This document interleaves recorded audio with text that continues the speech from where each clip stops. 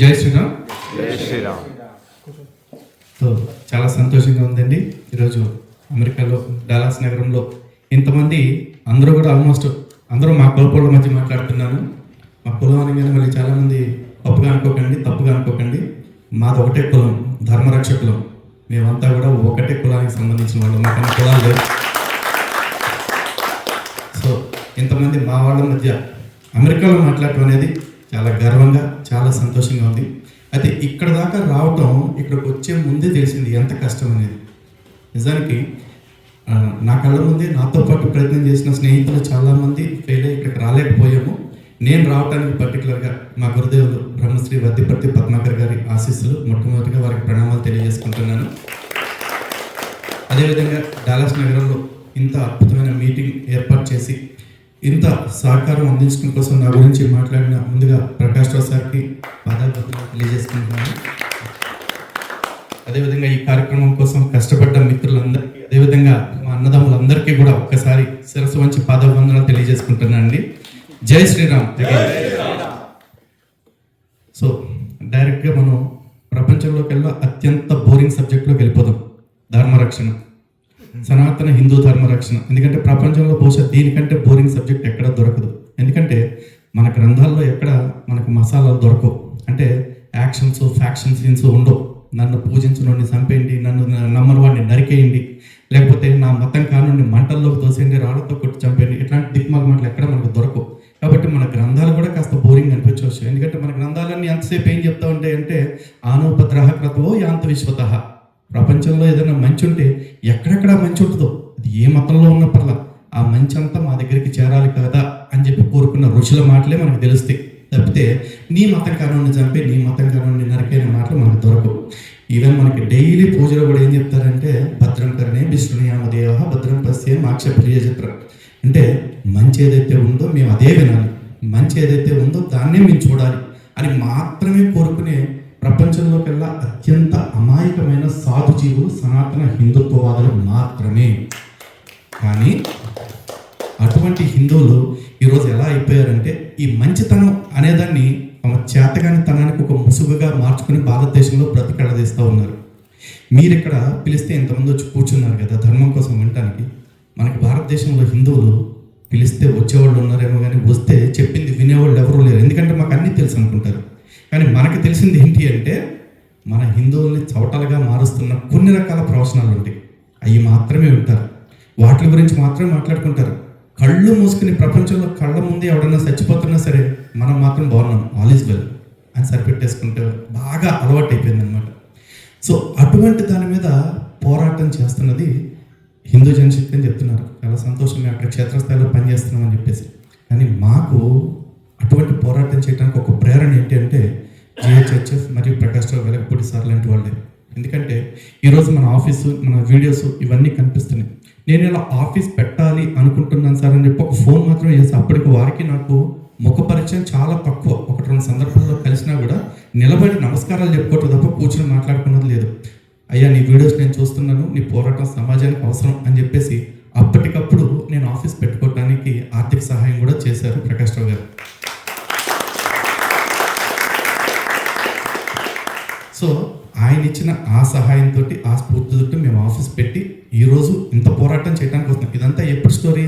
ఈరోజు లలిత్ కుమార్ మీకు కనిపిస్తున్నాడు, కానీ 6 సంవత్సరాల క్రితం లలిత్ కుమార్ అనేవాడు బాగుంటే వాడి పోరాటంలోకి వస్తే ఇంకా బాగుంటుందని నమ్మి సహాయం చేశారు ఆయన. ఆ మాట, ఆయన చేసిన సహాయాన్ని ఈరోజు గర్వంగా చెప్తున్నాం సార్. మేము నిలబెట్టుకుంటున్నాం సార్. మా శక్తికి మించి పోరాటం చేస్తున్నాం. శక్తి మేరకు అందరూ చేస్తారు, శక్తికి మించి చేస్తాం. కాకపోతే ఇక్కడ ఇంకో గొప్ప విషయం ఏంటంటే నేను 5-6 ఇయర్స్ నుంచి కూడా ఒకటే చెప్తున్నాను. నేను ఈ ధర్మ పోరాటంలో ఎప్పటి వరకు ఉంటానంటే నా ఓపిక ఉన్నంత వరకు కాదు, నా ఊపిరి ఉన్నంత వరకు అని చెప్పాను. ఏ రోజు నేను ఆఖరి ఊపిరి వదిలేస్తాను ఆ రోజు వరకు కూడా నా ధర్మం కోసం నేను ఏదో ఒకటి చేస్తాను. నేను చెప్పాను, నేను 1000 మంది ఉంటే యుద్ధం చేస్తాను, 100 మంది ఉంటే పోరాటం చేస్తాను, ఒక్కడే ఉంటే ప్రయత్నం చేస్తాను. కానీ ఆ ఒక్కడిని కూడా లేని రోజు అంటే నేను ధర్మం కోసం పనిచేయట్లేదని కాదు, నేను లేనని అర్థం. అలాంటి ప్రేరణ నాకు ఇచ్చింది ఈ ఏజ్లో కూడా సార్ చేస్తున్న పోరాటం. ఎందుకంటే 6 ఇయర్స్ బ్యాకే అప్పుడు కనుక్కున్నాం, ఏంటి ఈ వయసులో కూడా ఈ ధర్మం గురించి ఇంత తపన పడుతున్నారు, ఇంత తిరుగుతున్నారు, ఎంత కష్టపడుతున్నారు అని. కానీ ఈ 6 ఇయర్స్ తర్వాత కూడా ఆయన అదే జోష్తో, అదే ఎనర్జీతో ధర్మం కోసం పనిచేస్తున్నారంటే ఆయన బహుశా ఆయన శరీరం సహకరించో లేకపోతే వయసు సహకరించో కోసం పనిచేసే అతి కొద్ది మంది, ఆ కొద్ది మందిలో ఫోర్ ఫ్రంట్లో ఉన్న నేను ఇప్పుడు మానేస్తే, కాడి పడేస్తే నాలాగా ఎఫిషియెంట్గా తయారు చేసేవాళ్ళు ఎంతమంది ఉంటారో నాకు ఆందోళన కూడా కావచ్చు. ఎందుకంటే ఈరోజు సనాతన ధర్మం గురించి మొత్తం ప్రాబ్లమ్సే ఉంటాయి మనకి. చాలామంది అనుకోవచ్చు, నాకు ఇప్పుడు ఎంత టైం ఉందో తెలియదు మాట్లాడటానికి, హాఫ్ అన్ అవర్ అవ్వచ్చు, 1 అవర్ అవ్వచ్చు, కొన్ని మీటింగ్స్లో 2 అవర్స్ ఇస్తారు. కానీ చెప్తున్నానండి, గాడ్ ప్రామిస్గా నాకు 2 అవర్స్ కాదు, 2 వీక్స్ టైం ఇచ్చినా కూడా ఏదో అసంతృప్తి, కొన్ని పాయింట్స్ చెప్పలేకపోయానే అని. కారణం ఏంటంటే హిందువులకి అన్ని రకాల సమస్యలు ఉన్నాయి. వాటిల్లో కొన్నిటి గురించి ఇప్పుడు మాట్లాడుకుందాం. కానీ మీరు end of the day A point చూసినా సరే లాస్ట్కి తెలియదు ఏంటంటే, భారతదేశంలో మెడలో బోర్డు వేసుకుని కనపడతా ఉంటారు హిందువులు అనమాట, we are ready to get fooled అని చెప్పేసి. సీరియస్లీ అంత సిద్ధంగా ఉన్నారు హిందువులు, మేము మోసపోవటానికి రెడీగా ఉన్నాం, 2 బాబు ఎవడొచ్చి ఫస్ట్ మోసం చేస్తాడు అని చెప్పేసి. అందుకే ఒకప్పుడు బౌద్ధం అనే పేరుతో వచ్చి మన హిందువులను మోసం చేశారు, తర్వాత జైనం అనే పేరుతో వచ్చి హిందువులను మోసం చేశారు. కానీ గుర్తుపెట్టుకోండి, హిందువులని హిందుత్వవాదులుగా, నిజమైన హిందువులుగా మనం మార్చుకోకపోతే ఈరోజు క్రిస్టియానిటీ నుంచో, ఇస్లాం నుంచో, ఈ నాస్తికవాదం నుంచో మన వాళ్ళని కాపాడుకుంటాం.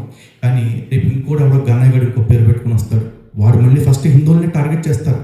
ఎందుకంటే ప్రపంచంలో బిగ్గెస్ట్ మార్కెట్ ఏ ప్రోడక్ట్నైనా సేల్ చేసుకోవడానికి ఇండియా ఒకటి. ఇందులో చైనా ప్రోడక్ట్స్, అమెరికన్ ప్రోడక్ట్స్ ఇవి మాత్రమే మార్కెటింగ్ అవుతున్నాయి అనుకుంటున్నాం. మతాలు కూడా మననే మార్కెటింగ్ ప్లేస్గా వాడుకుంటూ ఉన్నాయి. అందులో క్రైస్తవ మత మార్పిడి మాఫియా మేము ఎక్కువ పనిచేస్తున్నాను దాని మీదే. కాబట్టి చాలామంది అడుగుతారు, మీకు ఇన్స్పిరేషన్ ఏంటండి, ఇలా మత మార్పిడికి వ్యతిరేకంగా ఫైట్ చేయాలన్న ఆలోచన మీకు ఎందుకు వచ్చింది అని చెప్పేసి.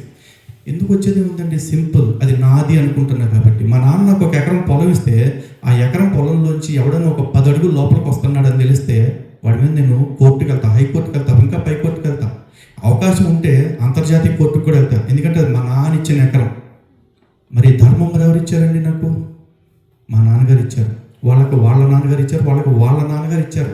ఇది కొన్ని వందల వేల తరాలుగా వస్తున్నాయి. ఇది ఎప్పుడు స్టార్ట్ అయింది అంటే, క్రిస్టియానిటీ లాగా 2000 సంవత్సరాల క్రితమని మనం చెప్పలేం, ఇస్లాం లాగా 1400 సంవత్సరాల క్రితమని మనం చెప్పలేం. సృష్టి ఆరంభం నుంచి ఈ ధర్మం ఇలాగే ఉంది. దీనికి పేర్లు రకరకాలుగా మారి ఉండొచ్చు. ఒకనాటిది వేదం ఆధారంగా జీవిస్తున్నాం కాబట్టి వైదిక ధర్మం అంటున్నాం, ఋషుల మార్గదర్శనం ఆధారంగా బతుకుతున్నాం కాబట్టి ఆర్ష ధర్మం అంటున్నాం, ఎప్పుడు పుట్టిందో తెలియదు అంటున్నాం కాబట్టి సనాతన ధర్మం అంటున్నాం. పేరు ఏదైనా కావచ్చు, ఈరోజు అందరూ కలిపి దీన్ని హిందూ ధర్మము అని పిలుచుకుంటున్నాం. ఏ పేరైనా కావచ్చు, కానీ దానిలో ముందు పేరు తీసేసి లాస్ట్లో ఒకటే ధర్మం అనేది మాత్రమే మనం పట్టుకోవాలి. ధర్మం అంటే ఏంటంటే, చాలామంది ఏదో చెప్తారు, ధారణ ధర్మమిత్యాహు ధర్మో ధారయతి ప్రజాహ అని పెద్ద పెద్ద అర్థాల దగ్గరికి సెకండ్ వెళ్దాం. ఫస్ట్ బేసిక్ లెవెల్లో చూస్తే ధర్మం అంటే ఒకటే, చెయ్యాల్సిన పనిని చెయ్యటం, చెయ్యకూడని పనిని చెయ్యకుండా ఉండటం. కోర్ మీనింగ్ ఆఫ్ ధర్మ ఇంతే, దీనికి మించి ఏమీ లేదు. అయితే మరి చెయ్యాల్సింది ఏంటి, చెయ్యకూడదు ఏంటి అంటే, ధర్మం ఏంటి? ఇందాక చెప్పా కదా, ధారణ ధర్మం ఇచ్చావు, దేన్ని ధరించడం వల్ల మనకి రక్షణ కలుగుతుందో దాన్ని ధర్మం అంటారు. ఈరోజు నా దగ్గర ఒక కత్తి ఉంది, లేకపోతే నా ప్రొటెక్షన్ కోసం ఒక రివాల్వర్ ఇచ్చారు, ఎవడో నా మీద అటాక్ వచ్చినప్పుడు నేను ఆ రివాల్వర్ భద్రంగా లాకర్లో దాచుకుని, అరే నా దగ్గర రివాల్వర్ ఉంది తెలుసా అన్నాను అనుకుంటాడు, ఏమంటాడు, మడిసి అక్కడే పెట్టుకోరా బాబు అని చెప్పేసి ఒక దెబ్బని వేసేసి పోతాడు. ఎందుకు? ఎందుకంటే నేను ఆయుధాన్ని దగ్గర ఉంచుకున్నాను కానీ నా దగ్గర ఉంచుకోలే. ధర్మం కూడా అంతే, మన దగ్గర ధర్మం ఉంది, చాలా గొప్పది, మన పూర్వీకులు ఇచ్చారు అని చెప్పుకుంటే సరిపోదండి. ఆ ధర్మాన్ని మనం ఆచరించాలి, ఆ ధర్మాన్ని మనం కాపాడుకోవాలి, అప్పుడు ఆ ధర్మం మనల్ని రక్షిస్తుంది. అలాంటప్పుడు ధర్మో రక్షిత రక్షిత అన్నారు కదండి అని క్వశ్చన్ చేయాలి. కానీ మనం ధర్మంగా ఉండం, మన ధర్మం కోసం మనం ఏమీ చెయ్యం. కానీ అదేంటండి ధర్మో రక్షిత రక్షిత అంటారు, ధర్మాన్ని మనం రక్షించేది ఏంటి అని చెప్పేసి అంటారు. ఈ మధ్య కాలంలో మెట్ట వేదాంతాలు చాలా వచ్చేసాయి. సనాతన ధర్మానికి ఏమీ కాదండి, మనం ఎవరు కాపాడటానికి అంటారు. నిజమే, సనాతన ధర్మానికి ఏమీ కాదు, కానీ సనాతన ధర్మాన్ని పాటించే హిందువుల్ని ఆ సనాతన ఫోల్డ్ లేకుండా చేసేయగలరుగా? ఆల్రెడీ చేశారు కాబట్టేగా అఖండ భారతదేశం మతపరంగా విడిపోయి పాకిస్తాన్ అయింది, ఆఫ్ఘనిస్తాన్ అయింది, బంగ్లాదేశ్ అయింది, ఇంకేమైంది, ఇంకా మిగిలింది ఏంటి మనకి? ఆల్రెడీ ఇప్పుడున్న భారతదేశం కూడా 7 సిస్టర్స్ని విడగొట్టాలని ఒకడంటాడు, కాశ్మీర్ని సపరేట్ చేయమని ఒకడంటాడు, లేకపోతే ఇప్పుడు దక్షిణ భారతదేశాన్ని ఏకంగా విడగొట్టించేయమని చెప్పి మన తమిళనాడులో స్టాలిన్ ఆధ్వర్యంలో మీటింగ్ పెట్టుకున్నారు. తమిళనాడు మొత్తం సౌత్ ఇండియన్ స్టేట్స్ అన్నింటినీ కలిపి ఒక కంట్రీగా విడగొట్టించేయాలని చెప్పేసి అంటున్నారు. ఎవడమ్మా మొగుడు సొమ్ము, ఎవడు విడగొట్టిస్తున్నాడు? ఇదంతా తమిళనాడులో జరిగిన దాని గురించి మాట్లాడుతున్నాం. తెలుగు రాష్ట్రాల్లో పాస్టర్ విజయ్ కుమార్ అనేవాడు సార్కి అన్నీ తెలుసు, అయినా కూడా కొన్ని చెప్తున్నాను, ఎందుకంటే మన వాళ్ళ వాళ్ళతో కలిసినప్పుడే మన భావం పంచుకోగలం కాబట్టి. పాస్టర్ విజయ్ కుమార్ అనేవాడు బహిరంగంగా క్రైస్తవులందరికీ కూడా పాకిస్తాన్ ముస్లిమ్స్కి ఇచ్చినట్టు మాకు కూడా ఒక దేశం విడగొట్టి ఇచ్చేయండి అని ఓపెన్ స్టేట్మెంట్ ఇచ్చాడు. అలాగే జాన్ రాజ్ అనే ఒక పాస్టర్ భారతదేశాన్ని మనం భారతదేశంగా ఉంచాలనుకోగా బైబిల్ దేశంగా మార్చాలనుకుంటాంగా అని చెప్పాడు. ఉపేంద్ర అనే ఒక పాస్టర్ వైజాగ్లో ఏకంగా ర్యాలీ తీశాడు, భారతదేశాన్ని సపరేట్గా విడగొట్టి క్రైస్తవులకు దేశం ఇచ్చామని చెప్పేసి. హైదరాబాద్ పుక్కట్పల్లిలో ఒక చర్చ్ ఆధ్వర్యంలో ఒక పెద్ద ర్యాలీ జరిగింది, భారతదేశాన్ని విడగొట్టి ఇచ్చేయమని చెప్పేసి. ఎంత ప్రమాదంలో ఉన్నా అర్థమవుతుందా? ఆల్రెడీ మా దేహం ముక్కలైనా పర్లేదు, మా దేశాన్ని ముక్కలు కానేమో అని చెప్పిన పెద్ద మనుషుల ఆధ్వర్యంలోనే మన దేశాన్ని 2 ముక్కలు చేస్తూ సంతకం చేశారు. అది ఆ తర్వాత 3 ముక్కలు అయిపోయింది, అది వేరే విషయం. కానీ ఇప్పుడు ఆ పాకిస్తాన్ ఈ బంగ్లాదేశ్కి మధ్యలో ముస్లిమ్స్ అందరూ కలిపి ప్లాన్ చేసి ఇస్లామిక్ కారిడార్ అని ఒకటి గ్రీన్ కారిడార్ ఏర్పాటు చేయాలని చెప్పేసి బంగ్లాదేశ్ విడిపోయిన రోజు నుంచి ప్రయత్నం చేస్తున్నారు. మీలో ఎంతమందికి ఐడియా ఉందో చెప్పండి? చాలా తక్కువ మందికి. ఎందుకంటే మన దేశంలో ఏం జరుగుతుంది ఎవరు చెప్పేవాళ్ళు లేరు. న్యూస్ ఛానల్స్ చెప్పవండి, నాయకులు మాట్లాడరు. ఎందుకంటే నాయకులందరికీ కూడా కళ్ళు మూసుకుని ఇదిగో బైబిలా పైన పుస్తకం పెట్టుకుంటాడు, దానిలో మొత్తం 31,102 వచనాలు ఉన్నాయి. ఆ 31,102 వచనాల్లో పట్టుకున్న 10 మంచి మాటలు అనిపిస్తాయి. 10 ఐ బెట్ ఈ 10 కూడా హిందూ గ్రంథాల్లో లేని మంచి ఒక్కటి కూడా ఉండదు. కానీ ఈ 10 మాటలు పట్టుకుని పొలిటీషియన్స్ అందరూ వేదికకి యేసుక్రీస్తు క్షమాపణ చెప్పాడు, యేసుక్రీస్తు క్షమాగుణం గురించి చెప్పాడు, శత్రువును కూడా క్షమించమన్నాడు అని చెప్తాడు. కానీ అదే యేసుక్రీస్తు నన్ను నమ్మకుండా చచ్చిపోతే నిన్ను క్షమించి పరలోకానికి తీసుకెళ్తానని ఒక్కడు కూడా చెప్పలా. నన్ను నమ్మకుండా చస్తే నువ్వు అగ్ని ఆరని పొరుగు చావని నరకంలోనే ఉంటావని చెప్పాడు. మనకు అది ఎవరు చెప్పరండి, మేము చెప్తాం. హిందూ జనశక్తి యూట్యూబ్ ఛానల్లో ఆ నిజాలన్నీ మేము చెప్తాం. ఖురాన్లో 114 ఆయతులని 6,253 వచనాలు ఉన్నాయి. ఈ 6,253 వచనాల్లో హిందూ గ్రంథాల్లో లేని ఒక్క మంచి కూడా లేదు. కానీ వేదిక రాజకీయ నాయకుడు అందరూ కూడా ఆ ఖురాన్లో ఉన్న ఆ సెలెక్ట్ మంచి మాటలు 4 పట్టుకుని ఇదే ఇస్లాం అన్నట్టుగా ప్రచారం చేస్తారు. కానీ హిందూ గ్రంథాల్లో చూసుకుంటే ఏ ఒక్క చోట కూడా, అంటే వేదము, పురాణము, ఉపనిషత్తు, ఇతిహాసాలు, ధర్మశాస్త్రాలు, నీతి సూత్రాలు, బ్రహ్మసూత్రాలు ఎక్కడైనా చూడండి, ఒక్క చోట కూడా మనిషిని నువ్వు అణిచేయి, మనిషిని తక్కువ చేసి చూడు, మనిషిని తొక్కేయి, అందులో పర్టికులర్గా ఆడవాళ్ళని వాళ్ళ జీవితాలని తొక్కేసి అని చెప్పేసి ఎక్కడ ఎటువంటి వచనాలు లేవు. కానీ ఎత్తుక్కొచ్చి అప్పుడు నారద స్మృతి అంటాడు, శంఖ స్మృతి అంటాడు, ఎక్కడెక్కడి నుంచో పుస్తకాలు పట్టుకొస్తాడు. ఆ పుస్తకాలు ఒరిజినల్ మ్యానుస్క్రిప్ట్స్ ఇప్పుడు అందుబాటులో ఉన్నాయో లేవో కూడా తెలియదు. కానీ వాటిల్లోంచి పట్టుకొచ్చి హిందుత్వం అంటే ఇది ఒక కుల వివక్షను పోషించింది, హిందుత్వం మహిళల పట్ల వివక్షను పోషించింది అంటూ ఇవే మాటలు చెప్తూ ఉంటారు. ఇది భారతదేశంలో మాట్లాడేది మన హిందూ నాయకులే, సోకాల్డ్ సెక్యులర్స్. వీళ్ళే క్రిస్మస్ వచ్చిందనుకోండి, క్రైస్తవ సోదరులందరికీ కూడా క్రిస్మస్ శుభాకాంక్షలు అంటారు. ఈ రంజాన్ లేకపోతే మొహరము, బక్రీద్ వస్తే ముస్లిం సోదరులందరికీ ఈద్ ముబారక్ అని చెప్తారు. అదే హిందువుల పండుగలు వస్తే నిన్న మొన్న ఉగాది అయింది కదా, రేపు శ్రీరామనవమి వస్తుందిగా. చూడండి, ఏ ఒక్క నాయకుడైనా సోకాల్డ్ నేను వేరే హిందుత్వవాదిని చెప్పుకునే నాయకుడు కూడా హిందూ బంధువులందరికీ శ్రీరామనవమి శుభాకాంక్షలు లేదా హిందువులందరికీ ఉగాది శుభాకాంక్షలు అని ఒక్కడు కూడా చెప్పడు. హిందువులు అంత లోకువైపోయారు. చివరికి హిందూ అనే పదం అంటరాని పదం అయిపోయింది రాజకీయ నాయకులకి. అలాంటి దుర్భర పరిస్థితుల్లో ఈరోజు సనాతన ధర్మం భారతదేశంలో ఉంటుంది. అటువంటి భారతదేశంలో అటువంటి కుహనా నాయకుల మధ్య, కుహనా మేధావుల మధ్య ధర్మాన్ని కాపాడుకోవటం కోసం మేమంతా పనిచేస్తూ ఉన్నాము. చాలామంది అనుకోవచ్చు, ఏమన్నా అంత సీన్ లేదండి, సనాతన ధర్మం భారతదేశంలో పోయినా పర్లేదు కానీ ప్రపంచవ్యాప్తంగా పెరిగిపోతుంది అని చెప్పి అంటారు. గుర్తుపెట్టుకోండి, ప్రపంచవ్యాప్తంగా సనాతన ధర్మం ఎంతైనా పెరగచ్చు, కానీ భారతదేశంలో సనాతన ధర్మం అంతరించిపోయిన రోజున ప్రపంచంలో ఎన్ని దేశాల్లో ఈ ధర్మం మిగిలిన్నా కూడా ఆ ధర్మానికి విలువ ఉండదు. ఈ రోజున మీరు అందరూ స్టెమ్ సెల్ థెరపీ గురించి వినే ఉంటారు. కానీ పుట్టిన వెంటనే బిడ్డ స్టెమ్ సెల్ తీసుకుని దాన్ని స్టెమ్ సెల్ బ్యాంక్స్లో డబ్బులు ఇచ్చి మరీ దాచుకుంటున్నారు. ఎందుకంటే ఏదైనా భయంకరమైన రోగమో లేకపోతే తగ్గించుకోలేని రుగ్మతో వస్తే ఆ స్టెమ్ సెల్ ద్వారా మళ్ళీ మూల కణాన్ని ఐడెంటిఫై చేసి దాని ద్వారా ట్రీట్మెంట్ చేయొచ్చు అని చెప్పేసి. అంటే మూలానికి ఉన్న ప్రాధాన్యత ఏంటో ఒకసారి మీరు చూడండి. ఈరోజు నా సనాతన ధర్మం యొక్క మూలాలు ఎక్కడున్నాయి? భారతదేశంలో ఉన్నాయి. మరి ప్రపంచం అంతా బాగుందని చెప్పేసి భారతదేశాన్ని వదిలేస్తే మీరు దేన్ని వదిలేస్తున్నారు? ఆరిజిన్, రూట్స్ వదిలేస్తున్నారు, మూలాన్ని. ఆ మూలం బ్రతకాలి. ఈరోజు నా భారతదేశాన్ని కనుక మీరు చూసుకుంటే మిగతా ఏ దేశాన్ని ఏమంటారో నాకు తెలియదు, బెడ్రూమ్ అంటారు, బాత్రూమ్ అంటారు, కానీ భారతదేశం ప్రపంచానికి పూజ గది అంటారు. ఎందుకు? ఎంతమంది ఎవరికి తెలుసా? మీకు ఎవరికైనా? ప్రపంచం అంతా కూడా భోగాల్లో మునుగుతూ ఉన్నా కూడా భారత భారతదేశం అనే ఒక్క భూమి మీదే ప్రపంచం అంతా బాగుండాలని, వాడు సుఖపడితే సుఖపడ్డాడు, తాగితే తాగాడు, తిరిగితే తిరిగాడు, మనకు సంబంధం లేదు. ఎవడు ఎట్లా ఉన్నా ప్రపంచం అంతా బాగుండాలని సర్వేజన సుఖినోభవంతు లోకా సంస్థ సుఖినోభవంతు అంటూ భారతదేశంలో ఋషులు యాగాలు చేశారు, ఇక్కడ ఋషులే త్యాగాలు చేశారు. అందుకే భారతదేశాన్ని ప్రపంచానికి పూజ గది అంటారు. ఈరోజు మనం 10 బెడ్రూమ్ ఇల్లు కట్టుకోవచ్చు, 100 బెడ్రూమ్స్ ఇల్లు కట్టుకోవచ్చు, కానీ అందులో భగవంతుడి కోసం పూజ గది కోసం ఒక చిన్న గది కట్టుకుంటాం, చాలా చిన్నది. కానీ ఆ చిన్న గదిలోనే ఈ 100 బెడ్రూమ్స్లో ఉన్న 10 బెడ్రూమ్స్లో ఉన్న అందరి మంచి కోరుకుంటాం కదా. అలాగే మరి ప్రపంచం అందరూ కూడా బాగుండాలని ఆ భారతదేశంలోనే యాగాలు త్యాగాలు జరిగాయి. మరి అలాంటి భారతదేశం ప్రపంచానికి పూజ గది కాదా? అలాంటి పూజ గదిలో పుట్టిన మనం ఈరోజు ప్రపంచవ్యాప్తంగా ఇక్కడికి రాగలిగారు, అనేక ఉన్నతమైన స్థితికి చేరుకోగలిగారు మీరందరూ. మరి అటువంటి మనందరం కూడా మన మూలాన్ని కాపాడుకోవడానికి ప్రయత్నాలు చెయ్యాలా వద్దా?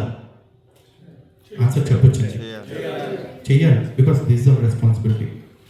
అయితే ఈ రోజున హిందుత్వం గురించి మాట్లాడుకుంటున్నప్పుడు కొన్ని ఇక్కడ నేరుగా ఇప్పుడు టాపిక్లోకి వస్తున్నాయి. ఇప్పుడు దాకా చెప్పింది ఇంట్రడక్షన్ ఏంటి నిజంగా, ఎందుకంటే హిందువుల సమస్యల గురించి చెప్పాలంటే చెప్పే కదా, ఒక నెల మాట్లాడమన్నా కూడా టైం సరిపోదు. అయితే హిందుత్వాన్ని ఏ రకంగా అటాక్ చేస్తున్నారు భారతదేశంలో, దాన్ని మేము ఏ రకంగా కౌంటర్ ఫైట్ చేస్తున్నాము అనేది మీకు తెలియాలి. ఈ రోజున జాషువా ప్రాజెక్ట్, ఆపరేషన్ మొబిలైజేషన్, లేకపోతే గిల్గల్ ప్రాజెక్ట్, ప్రాజెక్ట్ 550K, ఇట్లాంటి ఆర్గనైజేషన్స్ పేర్లు అందరూ వినే ఉంటారుగా. వీళ్ళందరూ ఏం చేస్తూ ఉంటారంటే ఒక్కొక్క ఆర్గనైజేషన్ భారతదేశంలో ఒకళ్ళు 5 లక్షలు, ఒకడు 10 లక్షలు టార్గెట్గా పెట్టుకుని చర్చ్ ప్లాంటేషన్ చేస్తూ ఉన్నారు. ఈ చర్చ్ ప్లాంటేషన్ కోసం అని చెప్పేసి ప్రపంచవ్యాప్తంగా వాళ్ళు నిధులు సేకరిస్తూ ఉన్నారు. ఇప్పుడు నేను చెప్పిన వీడియో రికార్డింగ్ అవుతుంది కదా, ఈ వెబ్సైట్స్ గూగుల్ చేసి చూడండి, ఓపెన్గా దొరికిపోతుంది. ఇంకా చాలా మినిస్ట్రీస్ ఉన్నాయి, నా దగ్గర ప్రజెంటేషన్ కూడా ఉంది, నేను మీకు యాక్చువల్లీ తర్వాత చూపిస్తాను దాన్ని, లేదంటే మన సార్ గ్రూప్లో షేర్ చేస్తాను ఈ ప్రజెంటేషన్ని. వీళ్ళందరూ ఏం చేస్తున్నారో తెలుసా అండి, భారతదేశంలో ఉన్న సనాతన ధర్మం కారణంగానే ఈ పేదరికం ఉంది, కాబట్టి సనాతన ధర్మాన్ని రూపుమాపేస్తే ఇక్కడ పేదరికం పోతుంది, ప్రజలందరూ బాగుంటారు, తప్పుడు ప్రచారం చేసి ఇక్కడ భారతదేశంలో చర్చలు కట్టించడం కోసం ప్రపంచవ్యాప్తంగా ముష్టెత్తుకుంటూ వస్తున్నారు. మన అదృష్టం ఏంటంటే వీళ్ళందరూ కరప్టెడ్ బ్యాచ్. ఈ కరప్టెడ్ బ్యాచ్ అవటం మూలన 5 లక్షల చర్చలు కట్టిస్తానని డబ్బులు తెచ్చి ఓ 50,000 చర్చలు, 1,00,000 చర్చలు కట్టించి ఆపుతున్నాడు. నిజంగా వాళ్ళందరూ కూడా సిన్సియర్గా తెచ్చిన డబ్బులన్నిటితో పనిచేస్తే భారతదేశంలో ఈ పార్టీకి భారతదేశం మొత్తం మీద కనీసం 10 కోట్ల చర్చస్ అయ్యేవి. ఎందుకంటే నా చిన్నప్పుడు మా ఊర్లో చూసుకుంటే మాకు ఒక 3 గుళ్ళు ఉండేవి, మా ఊర్లో ఒక చర్చ్ ఉండేది. ఈ రోజున ఆల్మోస్ట్ ఒక 25 ఇయర్స్ అవుతుంది. ఈ 25 ఇయర్స్లో మా ఊర్లో 3 గుళ్ళు 3 ఉన్నాయి, కానీ చర్చస్ మాత్రం 17 చర్చస్ అయిపోయాయి. ఎక్కడి నుంచి వస్తున్నాయి డబ్బులు? అలాగే మీ అందరికీ ఎన్ని కులాల పేర్లు తెలుసు? ఒక్కొక్కరికి మ్యాక్సిమం కులాల పేరు, కాస్ట్, ఎన్ని కాస్ట్ నేమ్స్ ఐడియా ఉంది? 10. సే లిబరల్గా చెప్తాం ఒక 100 అనుకోండి, కొన్ని గట్టిగా గుర్తు తెచ్చుకుంటూ ఉంటాయి. కానీ జాషువా ప్రాజెక్ట్ అనేవాడి దగ్గర 12,000 కులాల పేర్లు విత్ డేటా, ఏ కులంలో ఎంతమంది ఉన్నారు, ఏ కులంలో ఎంతమంది కన్వర్ట్ అయ్యారు, ఇంకా ఎంతమంది కన్వర్ట్ అవ్వాలి, వాళ్ళని కన్వర్ట్ చేయాలంటే ఆ కులానికి సంబంధించిన వాలంటీర్స్ ఎంతమంది కావాలి అనేది మొత్తం వాడు వెబ్సైట్లో అఫీషియల్గా పెట్టి కూర్చున్నాడు. వాడు భారతదేశాన్ని ఎంతలా టార్గెట్ చేశారో మీరు చూడండి. అంతలా టార్గెట్ చేసి వాళ్ళు మత మార్పిడి చేస్తూ వీళ్ళు అంటారు భారతదేశంలో ఆర్టికల్ 25 మాకు మత మార్పిడి స్వేచ్ఛ ఇచ్చిందండి అంటాడు. భారతదేశంలో ఆర్టికల్ 25 ఇచ్చిన ఫ్రీడమ్ ఆఫ్ రిలీజన్ కనపడుతుంది, కానీ ఆర్టికల్ 25(1)లో పెట్టిన సబ్ క్లాస్ 1లో పెట్టిన రీజనబుల్ రెస్ట్రిక్షన్స్ ఉంటాయి, అవి ఎవ్వడు చెప్పడు. Subject to health, morality and freedom of concerns, ఈ 3 గురించి చెప్తారు. అంటే ఎవడైనా సరే వాడి మతం గురించి తెలుసుకోవాలని వాడి దగ్గరికి వెళ్ళినప్పుడు వాడు చెప్పాలి. కానీ నేను కొంపలమ్మట వచ్చేసి నా దేవుడి గురించి చెప్తాను, నీ దేవుడిని అమ్మనా బుద్ధులు తిడతాను, నీకు నచ్చితే మతం మారు లేకపోతే వెళ్ళిపో అంటే నేను వెళ్తానండి. వెళ్ళి అరే బాబు నీ భార్య బాగా నచ్చింది నాకు, నీ భార్య నీకు నచ్చితే పంపించు, లేకపోతే వద్దు వెళ్ళిపోతాను నా దారి నేను అని అడిగితే వాడు ఊరుకుంటాడా? మేబీ నా మాటలు కొంచెం హార్ష్గా ఉండొచ్చు, నేను బాధలోంచి మాట్లాడుతున్నాను. ఇదే మాట ఇట్లా అడిగితే ఎవడన్నా ఊరుకుంటాడా? ఊరుకోడుగా. కానీ వాడి ఇంటికి వచ్చేసి మీ దేవుళ్ళందరూ అబద్ధం అండి, మా దేవుడు నిజదేవుడు అండి, నీకు నచ్చితే మారండి అంటున్నాడు. అరే నా దేవుడిని అబద్ధం అంటున్నావు అంటే నువ్వు ఎవరిని అవమానిస్తున్నావు తెలుసా? నా పుట్టుకను అవమానిస్తున్నావు. నా పుట్టుకను అవమానించే నిన్ను నా ఇంట్లో నుంచి నేను పంపించగలను సేఫ్గా? ఈ మాట మనం అంటాం కదండి, సూపర్ సెక్యులర్ పార్టీగా చెప్పుకునే కాంగ్రెస్ పార్టీ ప్రధానమంత్రిగా చేసిన ఇందిరాగాంధీ గారు చెప్పారు, ఒక గ్రూప్ ఆఫ్ పాస్టర్స్ అందరూ కలిసి ఆవిడ దగ్గరికి వెళ్ళి క్రైస్తవుల మీద దాడులు జరుగుతున్నాయి అని చెప్పి కంప్లైంట్ ఇచ్చారు. కంప్లైంట్ ఇస్తే ఇందిరాగాంధీ అన్న మాట ఏంటంటే, no minority can be safe by constantly irritating their neighbouring majority అని చెప్పేసి చెప్పారు. ఇది ఇప్పటికే సేమ్ రూల్ ప్రపంచంలో. ఎవడైనా సరే తన పక్కనే ఉండేవాడిని పదే పదే పదే పదే క్లించింగ్ చేస్తూ నేను సేఫ్గా ఉండాలి అంటే ఎట్లా కుదురుద్ది? కుదరదు. కానీ ఇన్ని ఆర్గనైజేషన్స్ను భారతదేశాన్ని టార్గెట్ చేసి, హిందువుల్ని టార్గెట్ చేసి, మత మార్పిడి చేయడాన్ని ఒక ఉద్యమంగా పెట్టుకుని ఒక యుద్ధంలాగా చేస్తూ ఉన్నాయి. మరి వీళ్ళు ఏమంటారు? మత స్వేచ్ఛ అంటారు. మత స్వేచ్ఛ అన్నప్పుడు నాకు నచ్చినప్పుడు, నాకు దాని గురించి విన్నప్పుడు నేను మారుతా. నువ్వు దండయాత్రలాగా ప్రతిరోజు నా ఇంటికి వచ్చేసి చేయకూడదు. అండ్ మొరాలిటీ అండ్ హెల్త్ అని చెప్తున్నారు. కానీ వీళ్ళు వీధుల్లో ప్రతిరోజు స్వస్థత సభలు, హీలింగ్ ప్రేయర్స్ అని పెడతారు. ఫేక్ హీలింగ్స్ చేస్తారు, ఫేక్ మిరాకిల్స్ చేస్తూ ఉంటారు. ఇండియాలో Indian drugs and magical remedies act, drugs and cosmetics act అని చెప్పి 2 యాక్ట్లు ఎప్పటి నుంచో ఉన్నాయి, అలంకారప్రాయంగా ఉన్నాయి. ఏ ఒక్క యాక్ట్ని కూడా సుమోటోగా వాళ్ళ మీద ఎవడో ఇంప్లిమెంట్ చేయట్లేదు ఇప్పటి వరకు కూడా. ఇష్టారాజ్యంగా కొబ్బరి నూనె అమ్ముతాడు, కర్చీఫ్ అమ్ముతాడు, ఎవడెవడో ప్రేయర్ పేరుతో ఏదో ఒక అరాచకం చేస్తానే ఉంటాడు. ఇన్ని చేస్తున్నా సరే అడ్డుకున్న హిందువులు తప్పంటారు, కానీ చట్ట ప్రకారం వాడు చేస్తున్న ప్రచారం తప్పని ఎవడో చెప్పడు. ఇలా హిందువుల్లో అమాయకుల్ని ఎందుకంటే భారతదేశంలో ఎక్కువ రూరల్ ఏరియాస్ ఎక్కువ. ఆ రూరల్ ఏరియాస్లో కావచ్చు, ట్రైబల్ ఏరియాస్లో కావచ్చు, ఫిషర్మెన్ కాలనీస్లో కావచ్చు, వీళ్ళు ఇటువంటి మాయలు చూపించి మత మార్పులు ఎక్కువ మందిని చేస్తూ ఉన్నారు. సో క్లుప్తంగా క్రిస్టియానిటీ గురించి చూస్తే ఇదే. ఇది కాకుండా హిందూ గ్రంథాల గురించి, అంటే హిందూ స్క్రిప్చర్స్ని మిస్ఇంటర్పోలేట్ చేస్తూ ఎవడు పెడతాడు వీడియో చేస్తాడు. నిన్న మొన్న ఒకటి సచ్చాడు పాస్టర్. ఆ సచ్చినోడు ఏమంటాడంటే, సీతమ్మ తల్లి యుద్ధం అయిపోయిన తర్వాత రాముల వారి దగ్గరికి వస్తే రాముడు అన్నాడంటే, సీత నీ గురించి నేనేం యుద్ధం చేయాలో, నీకు అంత సీన్ లేదు, నిన్ను కాపాడాలని నేను అనుకోలా, జస్ట్ నా వంశం యొక్క పరువు నిలబెట్టుకోవడానికి బిల్డప్ కోసం యుద్ధం చేశాను, నీ మీద నేను ప్రేమతో చేయలేదు అని చెప్పి సీతతో రాముడు అన్నాడట. So first of all Sita రాముడు అనే పదం వింటేనే అరికాల మంట నాకు నెత్తికెక్కింది. ఎందుకంటే సీతమ్మ తల్లి, రాముల వారు లేదా శ్రీరాముడు, ఇది మనం మాట్లాడాల్సిన భాష. కానీ వాడు అట్లా మాట్లాడుతూ ఉంటాడు. ఎవడాడు మాట్లాడేది? ఒక శవాన్ని అడ్డం పెట్టుకుని 2000 సంవత్సరాల నుంచి మత మార్పిడి చేస్తున్న మతానికి సంబంధించిన సన్నాసి వాడి ప్రచారం చేస్తూ ఉంటాడు. ఈ చేసే క్రమంలో వాడు ఏమంటాడు, సీతనంట రాముడు, నువ్వు శిగ్రీవుడితో వెళ్ళిపోతావా, విభీషణుడితో వెళ్ళిపోతావా, లేకపోతే లక్ష్మణుడితో భరతుడితో వెళ్తావా, నీ ఇష్టం వెళ్ళిపో అని చెప్పేసి అన్నాడు. ఒక్కడన్నా సరే రామాయణం చదివిట్లాని మాట మాట్లాడతాడా? మాట్లాడు. కానీ మేము బైబిల్ గురించి మాట్లాడతాం. ఎందుకంటే బైబిల్ ఆమూలాగ్రం మేము చదివాం.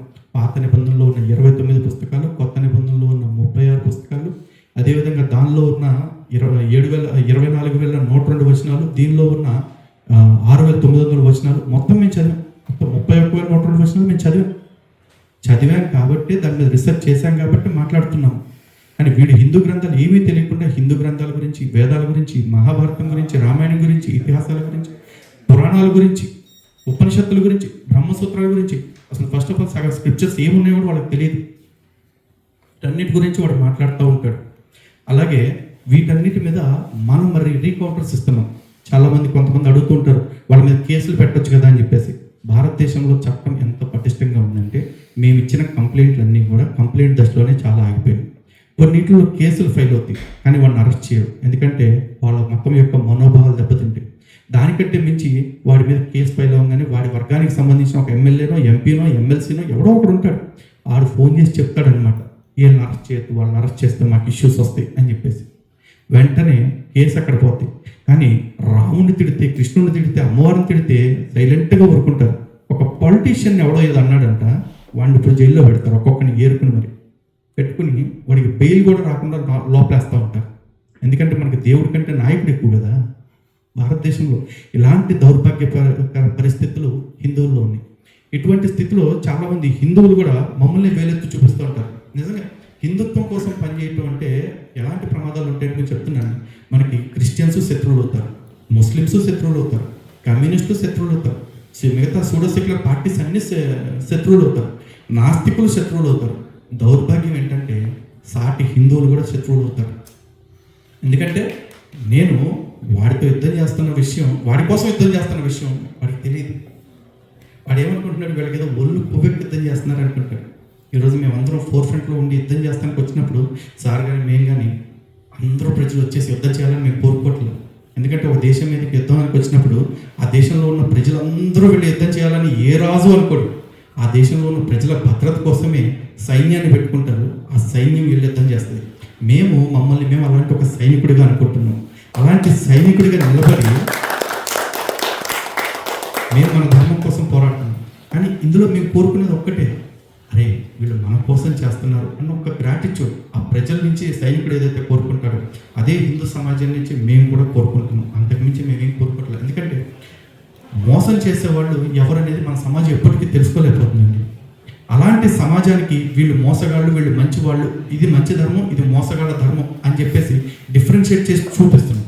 ఎందుకంటే ఒక బాటిల్లో ఒక విషం ఉందనుకోండి, ఎవరన్నా తాగుతారు? పాయిజన్ బాటిల్లో పాయిజన్ రాసిపెట్టి అక్కడ ఉంటే ఎవరో తాగరు. కానీ అదే పాయిజన్ మనకి ఇష్టమైన ఆహార పదార్థంలో కలిసిపోతే అది ఎంత ప్రమాదమో ఊహించండి. అది విషం అని మనకు తెలియదు. అలాగే మనలో కూడా చాలామంది ఏది విషము, ఏది విషం కలిసిన పదార్థము ఇది తెలుసుకోలేక చాలామంది ఆ విష పదార్థాల వైపు ఆకర్షితులు అవుతున్నారు. అటువంటి వాళ్ళని రక్షించుకోవాలనేది మా తాపత్రయం. ఇక రెండో వర్గం ఉంటుందండి, ముస్లిమ్స్.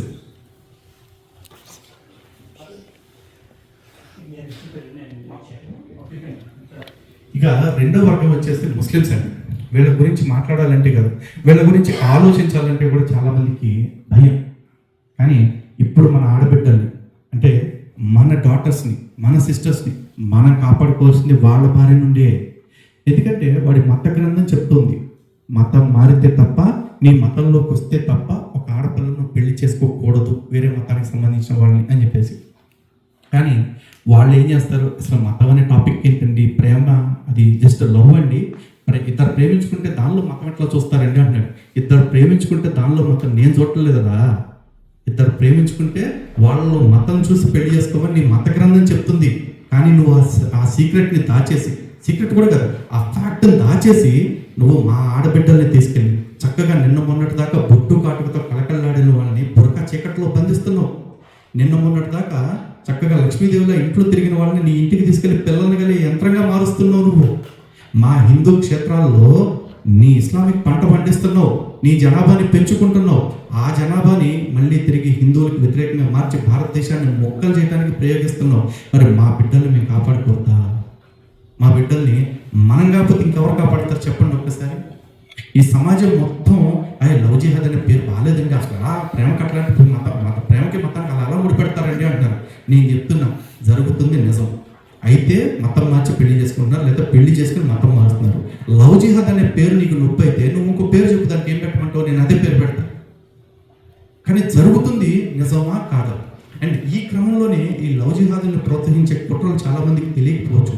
ఈ మీటింగ్ అయిన తర్వాత ఒకసారి గూగుల్లో DMA భీమవరం అని చెప్పేసి ఒక ఆర్గనైజేషన్ పేరు టైప్ చేసి చూడండి. DMA Bhimavaram, divine message association. వీళ్ళు ఏం చేస్తారంటే ముస్లిం ఆర్గనైజేషన్. వీళ్ళు ఖురాన్ నేర్పరు. వీళ్ళు హిందూ కాలేజెస్కి, హిందూ స్కూల్స్కి వచ్చేసి భగవద్గీత నేర్పిస్తూ ఉంటారు. ఈరోజు మనకి దేవేంద్ర గారు భగవద్గీత నేర్పుతున్నాం అని చెప్పేసి అన్నారు. ఇక్కడ మనకి దేవేంద్ర గారు లాంటి వాళ్ళు ఉంటారు, అక్కడ దేవేంద్ర లాంటి వాళ్ళు లేరండి. అక్కడ ఎవడో ఖానో లేకపోతే పటానో ఎవడో వస్తాడు, వాడు భగవద్గీత నేర్పుతానంటాడు. వాడు భగవద్గీత నేర్పుతున్న దానికి ఏం చెప్తాడు అంటే, మనం అందరం కూడా భగవద్గీత నేర్చుకోవాలి. ఈ భగవద్గీత మనకి చాలా ప్రాచీనమైన గ్రంథం. ఇది ద్వాపర యుగంలో శ్రీకృష్ణ పరమాత్మల వారు మనకి ఇచ్చారు. ఇక్కడ వరకు అంత బాగుందిగా. అండ్ నెక్స్ట్ చెప్పే లైన్ ఏంటంటే, ఇది ద్వాపర యుగం నాటి గ్రంథము, కలియుగానికి కొత్త గ్రంథాన్ని, అప్డేటెడ్ వర్షన్ని మనకి అల్లా మన కొరకు పంపించారు. అదే ఖురాన్. ఇది అంతిమ దైవ గ్రంథము. ఇప్పుడు ఒక మొబైల్లో యాప్ ఉంది, అవుట్డేటెడ్ యాప్స్ మనం వాడతామా? అప్డేట్ అయిపోయిన తర్వాత పాత యాప్ వాడతామా? వాడాం కదా. మరి ఖురాన్ మాత్రం వచ్చింది. ఖురాన్ వచ్చిన తర్వాత ఇంకా భగవద్గీత మాత్రం మనం ఎందుకు వాడుతున్నాము అని చెప్పేసి ఈ భగవద్గీత నేర్పించే రోజుల్లోనే ఈ ఖురాన్ మీద సీడింగ్ వేసేస్తున్నారు పిల్లలకి. ఇది బయట ఇట్లా జరుగుతుందన్న విషయం కూడా ఎవ్వరికీ తెలియదు. ఇన్ఫ్యాక్ట్ నేను కూడా ఇప్పటివరకు దాని మీద ఎక్కడ వీడియో చేయలే, ఎందుకంటే దాని మీద రీసెర్చ్ ఇంకా పూర్తిగా చేస్తున్నాను కాబట్టి. అయితే ఈ ఆర్గనైజేషను ఇదే పేరుతో అన్ని చోట్ల పనిచేయదండి. ఒక్కో చోట అరేజ్ అనే పేరుతో పనిచేస్తుంది, ఇంకో చోట హోప్ అనే పేరుతో పనిచేస్తుంది, ఇంకో చోట రే అనే పేరుతో పనిచేస్తుంది, ఇంకో చోట అవేక్ అనే పేరుతో పనిచేస్తుంది. NGOs పెడతారు. వీళ్ళందరూ కూడా ఎక్కడ ఇస్లామిక్ పేర్లు పెట్టుకోరు. ఈ DMA భీమవరంలో కూడా డివైన్ మెసేజ్ అసోసియేషన్ అనే ఉంది, కానీ ఆ డివినిటీ అని చెప్తుంది ఏ మతానికి సంబంధించిన స్క్రిప్చర్ మీద అనేది ఎవరికి చెప్పరు వాళ్ళు. దీని మీద మీరు కావాలంటే యూట్యూబ్లో ఒక వీడియో చూడండి, ముస్లిం ప్రీచింగ్ భగవద్గీత అని చెప్పేసి. నెల్లూరులో నజీర్ అనే భగవద్గీత ప్రచారకుడు కనిపిస్తాడు. ఆ భగవద్గీత ప్రచారకుడు ఏం చెప్తాడు? ఇదే మాట చెప్తాడు. భగవద్గీత గొప్పతనం అంతా చెప్పి ఈ భగవద్గీత ప్రాచీనమైన గ్రంథము అంటాడు. నేను భగవద్గీతను నమ్ముకుని పూర్తిగా భగవద్గీత మార్గంలోకి వచ్చానంటాడు. కానీ కృష్ణుడి మార్గంలోకి వచ్చానని చెప్పడు. అలా అని చెప్పేసి నెత్తి మీద డిప్పల టోపీ తీయడు, చీలమండల పైకి పైసమ వేసుకోవటం మానడు, ఆ నెత్తి మీద భుజం మీద చెద్దర వేసుకోవటం మానడు. కానీ ఇలా చెప్పి హిందూ ఆడవాళ్ళందరినీ నేను మీకు భగవద్గీత నేర్పుతానంటూ నెల్లూరులో దాదాపు ఒక 500 మంది హిందూ ఆడవాళ్ళతో గ్యాంగ్ తయారు చేసుకున్నాడు. ఇప్పుడు అతనికి రక్షణ వలయంగా నిలబడి నాలాంటి వాడిని తప్పుపడుతుంది వాళ్ళే. ఎందుకంటే మబ్బులు వెళ్ళిపోయారు. కానీ వాళ్ళందరూ ఇంకా ఇస్లాంలోకి మారలా, కొంత అదృష్టం. కానీ ఎక్కువ రోజులు పట్టదు. ఎందుకంటే వాళ్ళు ఈ దెబ్బతో దర్గాలకు అలవాటు అవుతారు. కొద్ది రోజుల తర్వాత మసీదులు కట్టడం మొదలు పెడతారు. లేదు, కొన్ని రోజులకి నమాజులు చేయడం కూడా మొదలు పెడతా ఉంటారు. సో ఏదైనా జరగవచ్చండి. అంటే హిందువులు చెప్పారు కదా, వీ హ్యావ్ ఎ బోర్డ్, మేము పిచ్చోడడానికి రెడీగా ఉన్నామని చెప్పేసి. సో డైరెక్ట్గా ఇట్లా జరుగుతూ ఉంది. ఇందులో ఈ ఆర్గనైజేషన్స్లో ఏ ఒక్క ఆర్గనైజేషన్ పేరన్నా మీరు విన్నప్పుడు ఇది ఇస్లామిక్ సంస్థలాగా మీకు అనిపించిందా? కానీ జరుగుతుంది అదే. ఇది కాకుండా ఇంకా కొన్ని సంస్థలు ఉంటాయి. త్రైత సిద్ధాంత భగవద్గీత అంటాడు వాడు. ఈ త్రైత సిద్ధాంత భగవద్గీతలో వాడే అంటాడు, కృష్ణుడు చెప్పిన భగవద్గీతలో తప్పులున్నాయి, ఆ భగవద్గీతలో లోపాలని నేను సరి చేసి రిపీట్ చేశాను అంటాడు. అలాగే బ్రహ్మకుమారీసు యథార్థ గీతాన్ని కొట్టేశారు. దానిలో వాళ్ళు ఏమంటారు, అసలు భగవద్గీత చెప్పింది కృష్ణుడు కాదు, శివ పరమాత్మ. ఆ భగవద్గీత జ్ఞానం ఇదే. ఇప్పుడున్న భగవద్గీతలో అనేక లోపాలు ఉన్నాయని దాదా లేఖరాజు గుర్తించారు, అందుకే ఈ భగవద్గీతని మేము ప్రింట్ చేశాం అని చెప్పేసి. ఈడు భగవద్గీతని చెప్పి మన భగవద్గీత తప్పు అంటాడు. వీడు భగవద్గీతను రాసి ఇది భగవద్గీత మీ తప్పు ఉంది, మాది కరెక్ట్ అంటాడు. ఇప్పుడు కొత్తగా గీతా జ్ఞానగంగా అని బాబా రాంపాల్ అని వాడు ఇంకో బుక్ ప్రింట్ చేశాడు. దానిలో వాడేమంటాడు, భగవద్గీత మనకి చెప్తారు కదా, ఊర్ధమూలం అద శాఖం అస్వత్వం ప్రాహుర వ్యయం అనే శ్లోకం, దాని మూలాన్ని మార్చేసి ఈ ఊర్ధ మూలం ఎవరు అంటే పూర్ణ బ్రహ్మ కబీర్ సాహెబ్. సాహెబ్ అంటే ఇప్పుడు మనం అదే తెలుగులో సాహిబులు అంటాం కదా, ఆ పూర్ణ బ్రహ్మ కబీర్ సాహెబ్ మూల బ్రహ్మ. మరి ఈ శాఖలు ఎవరు అంటే త్రిమూర్తులు, బ్రహ్మ విష్ణు మహేశ్వరులు జస్ట్ కొమ్మలు మాత్రమే అని చెప్పేసి ప్రచారం చేస్తూ ఉంటాడు. ఇది కాకుండా ఇంకా చాలా సంస్థలు ఉన్నాయండి. ఓమోజయ్ అంటాడు, రాధాస్వామి అంటాడు, లేకపోతే సంత నిరంకారి అంటాడు. ఎన్ని పేరుకి హిందువుల్లాగే ఉంటాయి. ఆ లోపలికి వెళ్తే అందరూ హిందూ వ్యతిరేక బోధనలే చేస్తూ ఉంటారు. వీటన్నిటికీ చేపలు ఎవరు దొరికేది అంటే హిందువులే. అటువంటి హిందువుల్ని చేపలుగా మారకుండా, స్కేప్ గోడ్స్గా మారకుండా కాపాడుకోవటం కోసం మా వంతు ప్రయత్నం మేము చేస్తూ, మేము అందరి చేత తిట్లు తింటూ, అందరి చేత కేసులు వేయించుకుంటూ, ఇప్పుడు ఇందాక చెప్పారు కదా నేను 22 పిల్స్ వేసానని చెప్పేసి, అవి టీటీడీ మీద అండి. ఇంకా శ్రీశైలం విషయంలో కావచ్చు, సింహాచలం విషయంలో కావచ్చు, అన్ని కలిపితే దాదాపు 30+ కేసెస్ నేను ఫైల్ చేశాను. కానీ ఈ రోజు తాజాగా నమోదైన ఎఫ్ఐఆర్తో కలిపి నా మీద ఫైల్ అయిన కేసెస్ మొత్తం 14. ఈరోజు మార్నింగ్ మా సత్యనారాయణ సార్ వాళ్ళ ఇంటికాడి నుంచి వస్తుంటే అప్పుడే ఫ్రెష్గా ఫోన్ వచ్చింది, ఖమ్మం పోలీస్ స్టేషన్ నుంచి, నీ మీద ఎఫ్ఐఆర్ అయింది బాబు అని చెప్పేసి.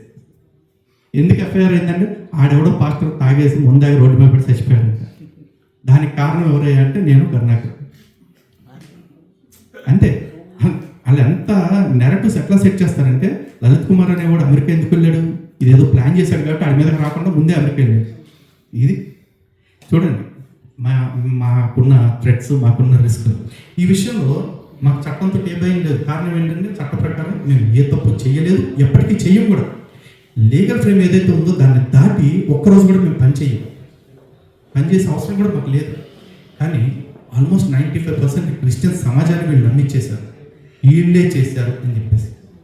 మేబీ రేపు ఇండియా వెళ్ళిన తర్వాత ఆ క్రిస్టియన్స్లో ఎంతమంది దాన్ని సీరియస్గా తీసుకుంటారు? ఆ సీరియస్గా తీసుకున్న వాళ్ళు ఎవడు మాకు అగెనెస్ట్గా వర్క్ చేస్తాడో తెలియదు, వాడు ఎవడు ఎప్పుడు ఏం చేస్తాడో తెలియదు. మేము ఎప్పుడు నిత్యం పబ్లిక్లోనే ఉంటాము, లేదా ఆఫీస్లో ఉన్నా సరే మాకేమో Z కేటగిరీ Y కేటగిరీలు ఉండవు కదా. ఎప్పుడు ఎవడు ఏం చేయాలనుకున్నా కూడా వీఆర్ ఓపెన్ టు పబ్లిక్ అనమాట. కాబట్టి ఏం జరుగుతుందో కూడా తెలియదు. అయినా కూడా మేము ప్రిపేర్డ్గా ఉన్నాం.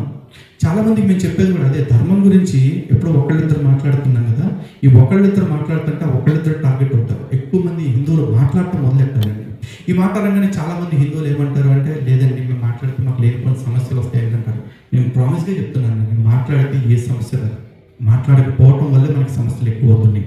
ఆ మాట్లాడకపోవటం వల్లే మన సమస్యలు మనకి చాలా పెద్దగా కనిపిస్తూ ఉన్నాయి. ఒక్కసారి మాట్లాడటం మొదలెట్టి చూడండి, ఇట్స్ నథింగ్. ఎందుకంటే నిన్న పీపుల్స్లో సార్ మాట్లాడుతూ లుల్లు మాల్ గురించి చెప్పారు కదా, ఆ లుల్లు మాల్ గురించి మాట్లాడాలంటే చాలా మందికి ధైర్యం కావాలి. ఎందుకంటే వాడి దగ్గర ఉన్న పొటెన్షియాలిటీ, ఇన్ఫ్లుయెన్స్, లేకపోతే మ్యాన్ పవర్ మనకు అసలు దేనికి సరిపోబడుతుంది. ఆ లుల్లు మాల్ కుట్రల గురించి మీకు తెలియాలంటే లుల్లు మాల్ కాదు, అట్లాంటి మాల్స్ చాలా ఉన్నాయి. వాళ్ళందరూ చేసే పని ఏంటంటే ఒక 100 మంది స్టాఫ్ని పెట్టుకుంటే 100 కాదు, మినిమం ఒక 1000 మంది ఉంటారు. వాళ్ళు ఒక 100 మంది స్టాఫ్ పెట్టుకుంటే అందులో 50 మెంబర్స్ మగవాళ్ళు, 50 ఆడవాళ్ళు ఉంటారు అనుకున్నారు. ఆ 50 మెంబర్స్ మగవాళ్ళు ఆ ఒక వర్గంగానే ఉంటారు. శుక్రవారాన్ని రాళ్ళవారంగా మార్చేసుకున్న సన్నాసులు. ఇంకా 50 మెంబర్స్లో ఆడవాళ్ళు ఉంటారు. అందులో 40 మెంబర్స్ లేదా 35 మెంబర్స్ ప్యూర్ హిందూస్ ఉంటారు. ఈ 10-15 మెంబర్స్ మాత్రం మళ్ళీ ఆ ఒక వర్గంగా మతానికి సంబంధించిన ఆడవాళ్ళే ఉంటారు. ఎందుకు? అచ్చగా వీళ్ళు 15 మంది లేరనుకోండి, వీళ్ళని సెడ్యూస్ చేసి వాళ్ళ వైపు మోహం పడేలాగా చేసేవాళ్ళు ఎవరు ఉండరు. కాబట్టి ఈ ఆడవాళ్ళు ఏం చేస్తారంటే ఈ ఆడవాళ్ళకి ఆ మగవాళ్ళకి మధ్య బ్రోకర్ పని చేస్తారు. ఇది ఆంధ్రప్రదేశ్లో, తెలంగాణలో నిత్యకృత్యంగా మారిపోయి మేము నిత్యం చూస్తున్న సంఘటనలు. వీళ్ళ కవర్స్ ఎవరు పనిచేస్తారు అంటే కమ్యూనిస్టుల ముసుగులో, నాస్తికుల ముసుగులో, సూడో సెక్యులర్స్ ముసుగులో, సూడో ఇంటలెక్చువల్స్ కొంతమంది ఉంటారు. వాళ్ళు వీళ్ళని ప్రొటెక్ట్ చేస్తూ ఉంటారు. వీళ్ళు మతోన్మాదండి, వీళ్ళు ప్రతిదీ మతానికి ముడిపెట్టి మాట్లాడతారండి అంటారు. నేను వీధుల్లోకి వెళ్ళి కొంపలకి వెళ్ళి నా మతంలోకి మారండి అని నేను అడుక్కోవట్లేదుగా. నేను పార్కుల అమ్మటి తిరిగి, పబ్బుల అమ్మటి తిరిగి, మాల్స్ అమ్మటి తిరిగి ముస్లిం ఆడపిల్లలను, క్రైస్తవ ఆడపిల్లలను పటాయించి నా మతంలోకి బలవంతంగా గుంజుకురావట్లేదు. బట్ స్టిల్ నా ఇంటి ఆడబిడ్డలను నేను కాపాడుకోవడానికి ప్రయత్నించినందుకు నేను మతోన్మాది అని ముద్రపడతాను. మరి నా ఇంటి ఆడబిడ్డల్ని కాపాడుకోవడానికి నేను ఎందుకు ప్రయత్నించాలి అంటే నా కర్మకి నాకు చిన్నప్పటి నుంచి స్కూల్లో అదే నేర్పారు. All Indians are my brothers and sisters అని నేర్పారు. When all Indians are my brothers and sisters I definitely try to protect them. నేను అదే చేస్తాను. కానీ తప్పు అంటుంది ఇప్పుడు సమాజం. ఎందుకంటే నేను హిందూ అనేది వేసుకున్నాను కాబట్టి. అదే నేను మెడలో ఒక సిలువ వేసుకున్నా, లేకపోతే నెత్తి మీద బొక్కల టోపీ పెట్టుకున్నాను, నేను ఏ ఆడపిల్లని చెరిచినా, ఏ ఆడపిల్లని చంపినా కూడా ప్రతిదాన్ని మతం పేరుతో చూస్తున్నారు. ఎందుకు? వాడు మైనారిటీ కాబట్టి మీరు ఆయన తొక్కేస్తున్నారు అంటే నా మీదే అటాక్ చేస్తారు. అప్పుడు నాకు సపోర్ట్ చేస్తారు. ఎందుకంటే అప్పుడు నాకు ఒక ప్రొటెక్షన్ ఉంది, సిలువ ఒకటి, టోపీ ఒకటి. భారతదేశంలో ఈరోజు మనం ఫైట్ చేస్తున్న అత్యంత దౌర్భాగ్య స్థితి ఏంటంటే ఇండియా సెకండ్ బిగ్గెస్ట్ మెజారిటీని ఇంకా మైనారిటీస్ అనే మబ్బులో ఉంటూ మనం కూడా వాళ్ళని మైనారిటీ అనే పదంతోనే పిలుస్తున్నాం. ఈ రోజున 18% జనాభా అండి ముస్లిమ్స్ది, లిటరల్. క్రిస్టియన్స్ది అఫీషియల్గా 6% చూపిస్తున్నారు, 5%, 6% చూపిస్తున్నారు. కానీ లెస్ దాన్ 1% ఉన్న జనాభా చూడండి, పార్సీస్ కావచ్చు, జైన్స్ కావచ్చు, వాళ్ళు నిజమైన మైనారిటీస్. నిజంగా భారతదేశంలో మైనారిటీలకు రక్షణ లేకపోతే ఈరోజు భారతదేశపు union minister, home minister Amit Shah is a minority, is a Jain, ఆయన హిందూ కాదు. అలాగే ఈరోజు భారతదేశంలోకి అత్యంత కోటీశ్వరుడు Adani is not a Hindu, is Jain. ఇలా చాలామంది ఉన్నారండి. ఒక పెర్మల్ గ్రూప్ కావచ్చు, గోద్రెజ్ కంపెనీ కావచ్చు, మిస్త్రీ ఫ్యామిలీ కావచ్చు, టాటా ఫ్యామిలీ కావచ్చు, వీళ్ళందరూ మైనారిటీసే. ఈ దేశంలో మైనారిటీస్ కోటీశ్వరులు అయితే లక్షల కోట్లు, కోట్ల కోట్లు సంపాదించుకుంటే ఎవడైనా అడ్డుపడ్డా? ఈ దేశంలో 10 ఏళ్లుగా ఒక మైనారిటీ వ్యక్తి జాతీయ హోంమంత్రిగా ఉంటే ఒక్కడైనా కాదన్నాడా? కానీ ప్రొజెక్షన్ బయటకు ఎట్లా చేస్తారంటే భారతదేశం is not safe for minorities అని చెప్పేసి. భారతదేశం మైనారిటీకి సేఫ్గా లేకపోవటం కాదండి, ఇలాంటి డామినెంట్ మైనారిటీస్ ఎవరైతే ఉన్నారో వాళ్ళు చేస్తున్న అకృత్యాలకు భారతదేశం వ్యతిరేకంగా ఉంది. భారతదేశం మాత్రమే కాదు, యావత్ ప్రపంచం కూడా. ఈరోజు క్రిస్టియన్స్కి, ముస్లిమ్స్కి భారతదేశంలో ప్రొటెక్షన్ లేదంటున్నారు. ముస్లిమ్స్ కంట్రీస్లో చూద్దాం. ఆఫ్ఘనిస్తాన్లో ముస్లిమ్స్ అందరూ హ్యాపీగా ఉన్నారు, పాకిస్తాన్లో ముస్లిమ్స్ అందరూ హ్యాపీగా ఉన్నారు, బంగ్లాదేశ్లో, ఇరాక్లో, సిరియాలో ఎక్కడైనా ముస్లిమ్స్ అందరూ హ్యాపీగా ఉన్నారు? ఉండరు. ఎందుకంటే వాళ్ళందరూ కొట్టుకోవటానికే పుట్టారు. వాళ్ళకి మనం కారణం మాత్రమే. వాళ్ళకి ప్రపంచం ప్రశాంతంగా ఉండటం ఇష్టం లేదు కాబట్టి బేసిక్గా వాళ్ళు అలాంటి యుద్ధాలు చేస్తూ ఉన్నారు. సో అలాంటి వాళ్ళకి వ్యతిరేకంగా, అలాంటి వర్గాలకు వ్యతిరేకంగా మేము పనిచేస్తున్నాం తప్ప, అలాంటి వాదనకు వ్యతిరేకంగా మేము పనిచేస్తున్నాం తప్ప నాట్ ఫర్ పీపుల్. ప్రజలకు వ్యతిరేకంగా మేము ఎక్కడా పనిచేయట్లేదు, ఎప్పుడు పనిచేయట్లేదు. అండ్ మోరోవర్ అమెరికాలో చూసుకుంటే మొన్న కాలిఫోర్నియాలో లాస్ ఏంజల్స్ సిటీ తగలబడిపోయింది. అమెరికా క్రిస్టియన్ మెజారిటీ కంట్రీ అండి. లాస్ ఏంజల్స్ క్రిస్టియన్ మెజారిటీ ఉన్న ప్లేసే. కానీ ఒక చిన్న స్టేట్మెంట్ ఎవరో Los Angeles place no gods అని చెప్పేసి ఒక స్టేట్మెంట్ ఇచ్చారంట ఆవిడ, ఎవరో యాంకర్. ఆ మాట కారణంగా మా దేవుడు ఉగ్రత మీ మీదకి వచ్చింది, తగలబడిపోయింది మీ దేశం అంతా అంటూ భారతదేశంలో ఉన్న పాస్టర్స్ అందరూ మాట్లాడారు. కానీ ఒక భారతీయుడిగా నేను కోరుకునేది ఏంటో తెలుసా? ఇక్కడ బతుకుతున్న ప్రతి ఇండియన్ కూడా, అమెరికాలో బతుకుతున్న ప్రతి భారతీయుడు కూడా ట్రంప్ ఇచ్చిన స్టేట్మెంట్ ఉంది కదా, మేక్ అమెరికా గ్రేట్ అగైన్ అని చెప్పేసి. ఆ మేకింగ్ అమెరికా గ్రేట్ అగైన్లో ప్రతి ఇండియన్ కూడా తన రోల్ పార్టిసిపేట్ చేయాలని, తన పాత్రను చూపెట్టాలని మనస్ఫూర్తిగా నేను కోరుకుంటా. ఎందుకంటే భారతదేశం మన మాతృభూమి అనుకుంటున్నాం అండి, కానీ మన దృష్టిలో భూమి అంతా కూడా మనకి తల్లే, భూమాత అనుకుంటాం. అందులో అమెరికా అయితే ఏంటి, ఆఫ్రికా అయితే ఏంటి, భారత్ అయితే ఏంటి, ప్రపంచవ్యాప్తంగా స్ప్రెడ్ అయ్యారు మనుషులు. అందులో భారతీయులు కూడా స్ప్రెడ్ అవుతున్నారు. కానీ ఎక్కడికి వెళ్ళిన వాళ్ళు అక్కడ దేశం అభివృద్ధికి పాటుపడాలి. ఇప్పుడు పార్సీలు మన దేశం వాళ్ళు కాదు, కానీ మన దేశపు ఆర్థిక వ్యవస్థ బలోపేతం చేయడంలో వాళ్ళందరూ ఎంత కృషి చేస్తూ ఉన్నారు. అలాగే మన వాళ్ళు కూడా అలా చేయడం తప్పేం కాదు. కానీ నేను అనేది ఒకటే, మూలాన్ని మర్చిపోవద్దు.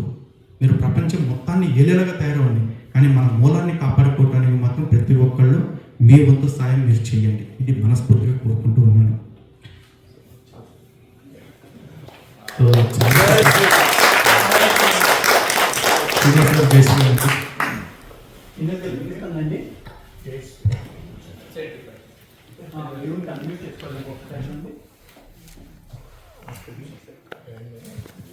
యాజ్ అ సెడ్ ఇది కొంచెం బోరింగ్ టాపిక్ కాబట్టి చాలా మందికి బోర్ కొట్టించుంటాను, ఏమనుకోకండి. బట్ ఫ్యాక్ట్స్ చెప్పాలి కాబట్టి కొన్ని చెప్పాను. ఈ చెప్పే క్రమంలో ఏదన్నా అభ్యంతరకర భాషలాగా అనిపించుంటే మన్నించండి దయచేసి.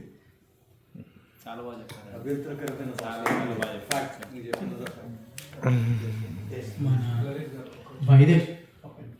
వైజాగ్ నుంచి శ్రీనివాస్ గారు, మన రాజేష్ గారు ఉన్నారు. They head the operation from the entire global Hindu heritage. వాళ్ళ కమెంట్స్ విన్నాక then will go round a question answer session. ఎవరికైనా క్వశ్చన్స్ ఉంటే you more then welcome to answer. వినిపిస్తుందండి రాజేష్ గారు? టీవీలో ఆడియో పెంచారా? మళ్ళీ ఒకసారి చెప్పండి. ఆయన అన్మ్యూట్ చేయమని అయితే ఆడియో ల్యాప్టాప్లో అన్మ్యూట్ చేయండి. నేను వినిపిస్తుందా?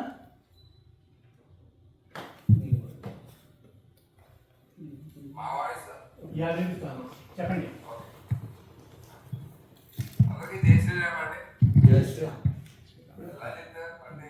జై శ్రీరామ్ సార్. చాలా సంతోషం మీరు వచ్చి మాకు కొద్దిగా ఇన్ఫర్మేషన్ షేర్ చేసుకోవడం. ఎందుకంటే ఫైర్ ఆన్ ఆల్వేస్ డిస్కషన్స్ వెళ్తా ఉంటాయి, సర్కారు విషయాలు తెలుస్తూ ఉంటాయి. నెక్స్ట్ మేము కూడా ఎక్కువ కంట్రిబ్యూట్ చేయాలి. ఇప్పుడు మళ్ళీ ఒకసారి ట్రై చేయండి, టీవీకి ఇప్పుడు వస్తుంది. ఒక్కసారి కనెక్ట్ చేయరా? నేను హెల్ప్ చేయాలా? నేను చేస్తాను యూజువల్ ఇవన్నీ. మళ్ళీ కనెక్ట్ చేస్తే ఆడియో ఇంప్రూవ్ అవుతుంది.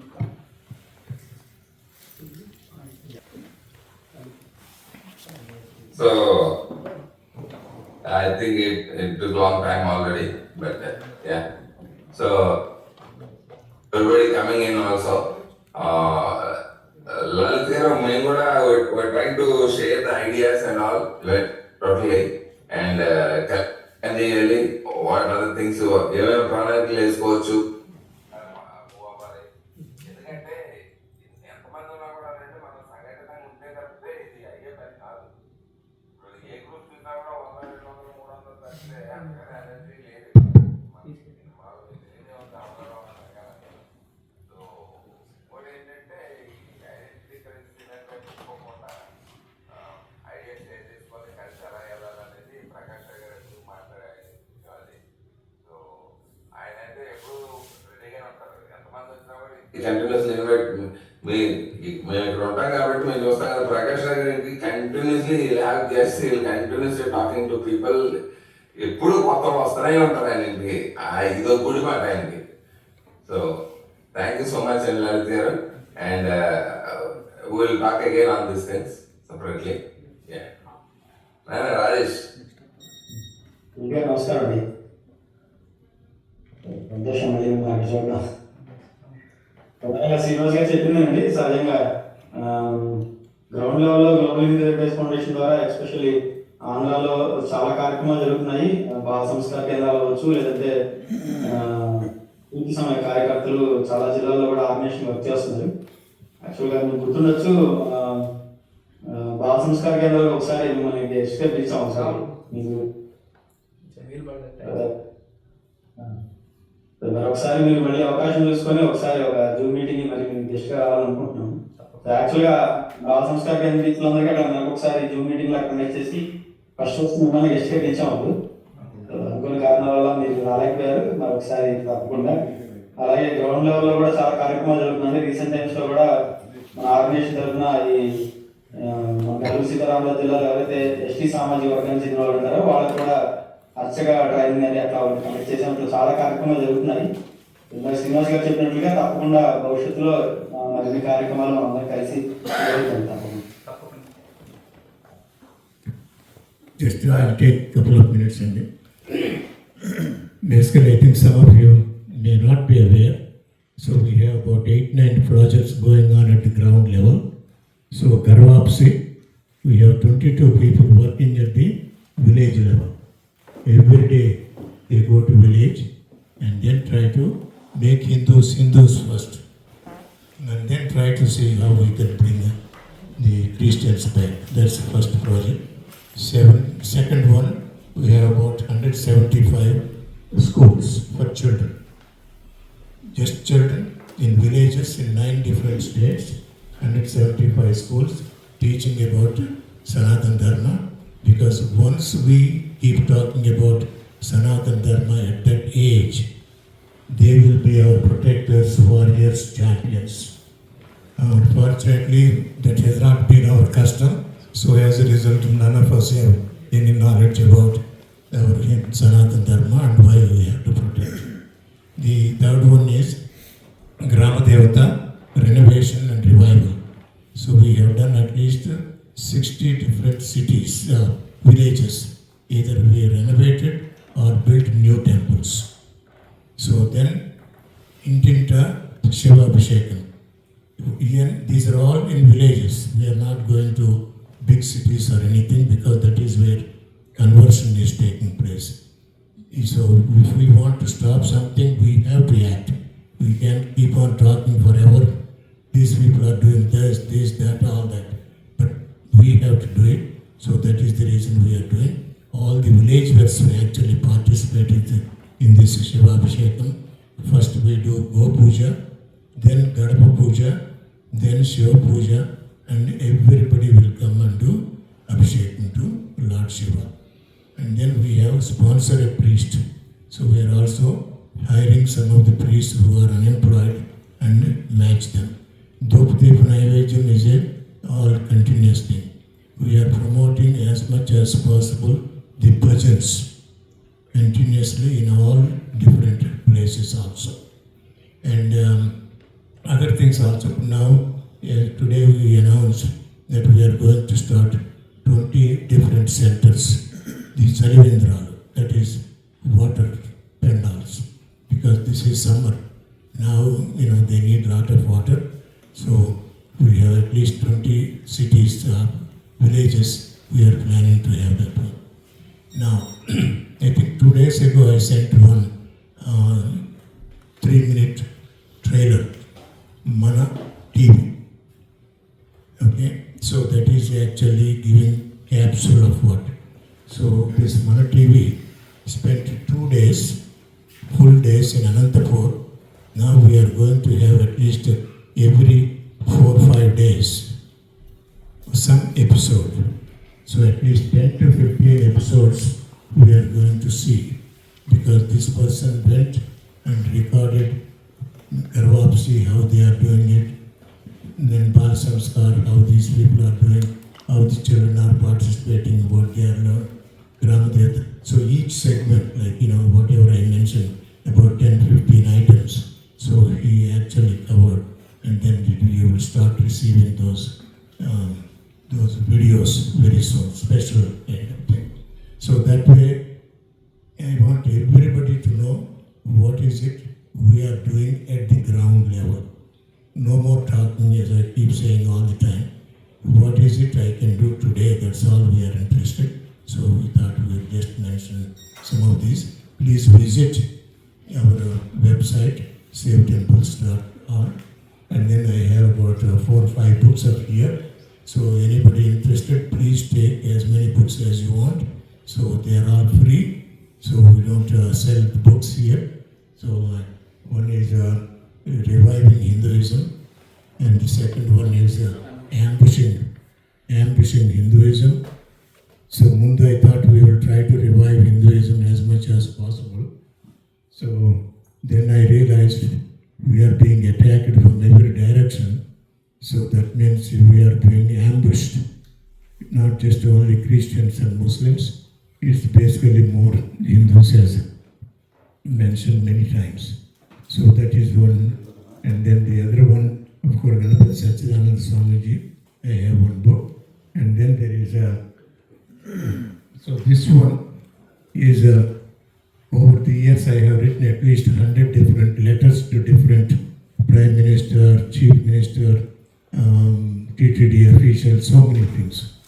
So instead of printing all 100, I just printed about 50 letters that I had written to all these political officials, talking about our concerns, making some recommendations.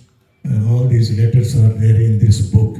So please, get as many copies as you want and share it with other people, and then digest all the information and what is it takes even to do something. As I mentioned just that Mumtaz Hotel, it took 3 months, relentless effort, not just only by us but others also. Now Ola Mahal, we have to concentrate and see how we can make sure that it is not within at least 40-50 miles or kilometers away from it, and because we have to protect it. But anyway, so those are some of the things.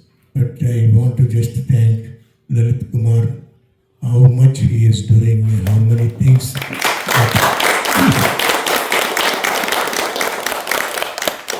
So the kind of problems that he is facing, because it's not easy. If you say something about any other religion, they will attack you, they will do something. I don't know how many of you know, in 2022 December, Christians and Muslims demonstrated against Global Hindu Heritage Foundation and me for 4 weekends. 4 weekends. Because we got the judgment to demolish illegal churches. So they twisted it and saying I was advocating for the demolition of all churches.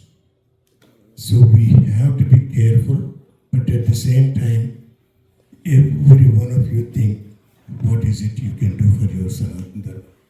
So with that one, I think we will just honor Lalit Kumar, and then, so let us see. Okay? Yeah, thank you. Thank you so much again. So let us.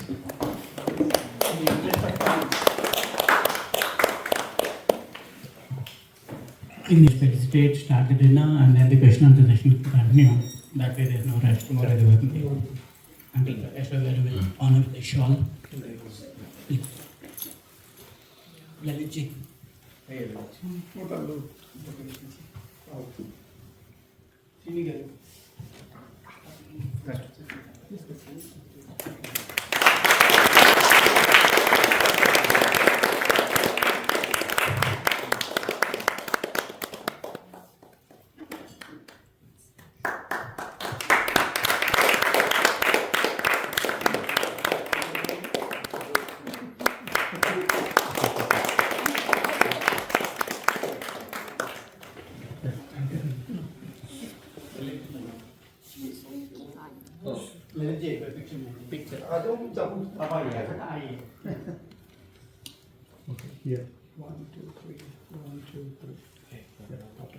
So you don't believe whatever my wife told you.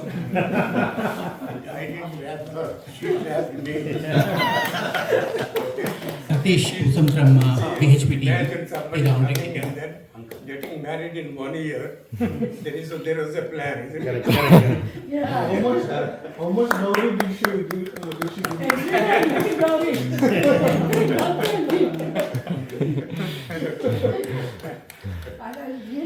I never took check in my hand.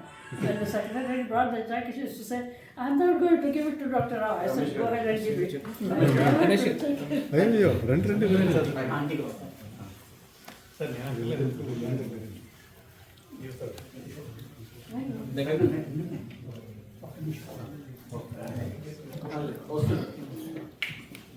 Thank you. Very good.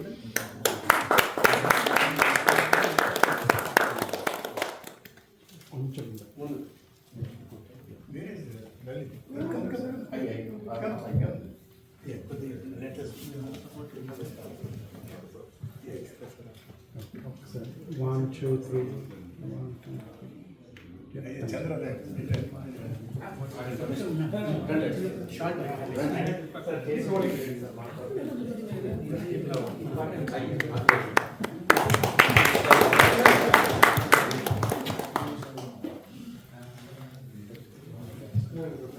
you everyone for being here and then taking the honors over here. We'll start the question answer session.